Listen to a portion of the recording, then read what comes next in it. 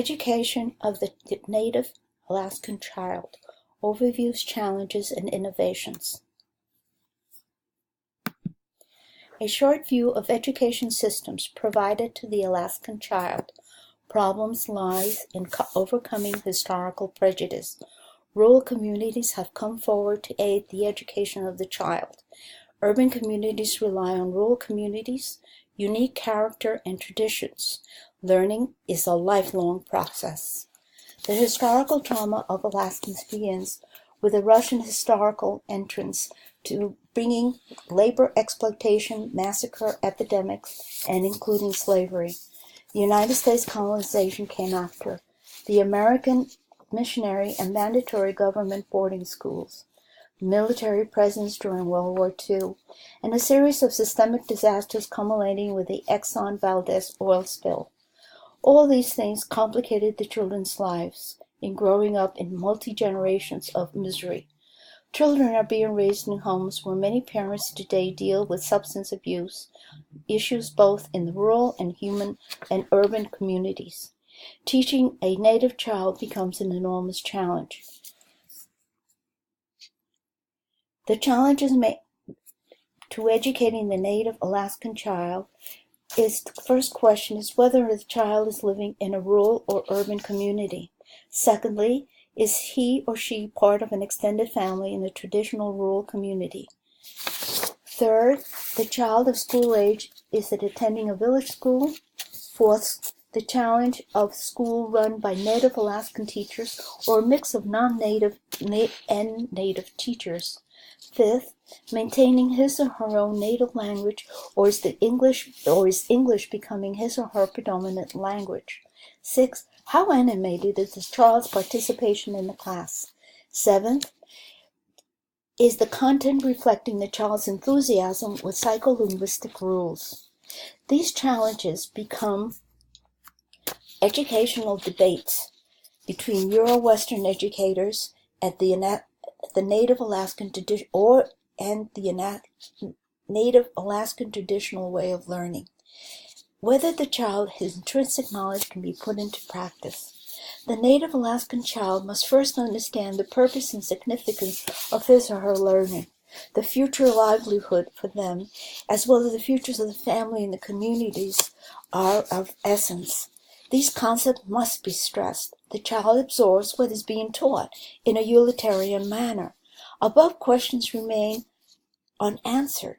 Whether the child is being burdened or equally sharing this burden between the child, teacher, and the school. The teacher must overcome prejudice. Euro-Western schools have weakened and demoralized the native child's faith in culture, and the child has to overcome the perception that they are stupid and a noble savage. The non-native teacher must change in their restrictive, horrific prejudices. The consequences are that one has a very unenthusiastic child to contend with. Euro-Western methods of teaching continue to compartmentalize knowledge and teach it in a detached, theoretical, didactic, alienated manner. The teacher suspended predetermined ideas and has to suspend them if the child must know and not be measured by Euro-Western objective tests. For the urban native child, there's little choice except predominantly non-native teachers and English as the dominant language.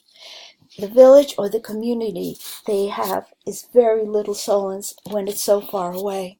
The families are scattered around the city and emotional support is very limited. The enormous pressure on the immediate family to provide and maintain as much as possible the cultural traditional home life is quite strained. The social and political urban climate adds inevitable pressure to the city living. The schools are constantly pressuring the child to assimilate into Euro-Western academic standards, and eventually the child drops out of school, altogether defeated. Concerned parents and communities are stepping forward. The rural communities have come forward to contribute to the learning process of the child and stays in communication with the urban family as a liaison to the family's urban living. By maintaining this connection, the village home and their traditional subsistence life is achieved, relying on rural communities to aid in the education and becoming more proactive in creating solutions for education and cultural demise that they experience. On a community level, teachers are now involving elders. The results are enormously successful. And the elders have become a source of moral instruction. Training to be good listeners and to become speakers of truth is the elder's goal for the child. Community and families are being encouraged to create gatherings to include native dance, potlatches, storytelling, and to encourage grassroots revitalization. If and when the teachers include the elders as a collaborative curriculum enhancement, the rich enrichment experience becomes inherently capable of enriching the child, the family, and ultimately the teacher. On an academic level, aiding the child and the teachers in their educational endeavors, books exist out there for us to use. Indigenous educational models for contemporary practice is one.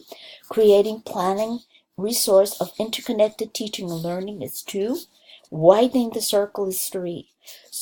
These books serve to provide a variety of promising practices to linking and thinking and practices in the diverse American Indian and Alaskan Native communities. There even exists a handbook of traditional knowledge and intellectual property to guide the traditional knowledge holders in protecting their intellectual property and maintaining biological diversity. The National Science Foundation has been funding projects incorporating indigenous knowledge to the study of climate change, the development of indigenous-based math curriculum, the effects of contaminants on subsistence foods, observation of the aurora, and alternative technology of their waste disposal. Native Alaskan people have formed institutions. And so we must take into consideration the vast amount of tools available. Compromises and new solutions still to be made between the teacher and the Alaskan Native child. Special or extra training for teachers in concepts of culturally responsible pedagogy. Western values need to be shifted from a competitive atmosphere to cooperative learning strategies. Native Alaskan teachers participating in this Renaissance movement needs support and encouragement. The University of Fairbanks, started in 1995, we're introducing Native ethnic courses for all students to attend, offering a series of special seminars, distant courses, education courses, visiting scholars, international exchanges, internships, and indigenous elder academics. Now, this course is a wake-up call for all Native and non-Native Alaskan people to attend and become informed on the plight of the indigenous Native Alaskan people and their culture. The selection of readings by our professor has given us all students a greater depth of knowledge and understanding of the plight of the Alaskan Native people. This course should be required for every discipline taught at the university. Internships and student teaching should be mandatory in all indigenous schools. Hopefully,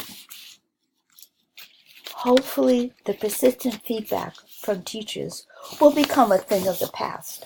Hopefully, Native Alaskan child's culture will be celebrated for its resilience on special knowledge and interpretation of the world around them. Hopefully, educators will practice collaboration and integration of traditional education values with modern techniques. As educators, our responsibility is to address the importance of learning. Our objective is to enrich their lives for the future. Our aim should be to encourage children to take responsibility for their actions and to use what they have learned in everyday lives.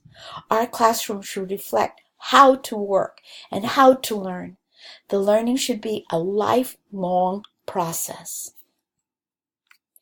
As for me and my family, well, first, the articles on substantive abuse was a very encouraging series of discussions at the dinner table concerning the plight of the Native Alaskan men and women. Secondly, the courses of indigenous people inspired my daughter and son-in-law to read about my native Costa Rican tribe, the Caberas. They realized that many of my cultural traditions originate from my subsistence background. Thirdly, my husband became outraged at the few options the Native Alaskan men have. He constantly is quoting Molly Lee's article, "When a man moves from a village to the city, he forfeits access to the specialized knowledge of hunting and fishing, areas he has known all his life." As for me, the Native Alaskan has broken all obfuscations associated with my conventional paradigms of the indigenous Native Alaskan culture. The intersections of indigenous knowledge systems, my Euro-Western educational training will become a pedagogical goal. Hopefully, the schools and directors and elders will emerge with insights to my many questions I seek. I truthfully say that the more I learn, the more I need to learn. Thank you for listening.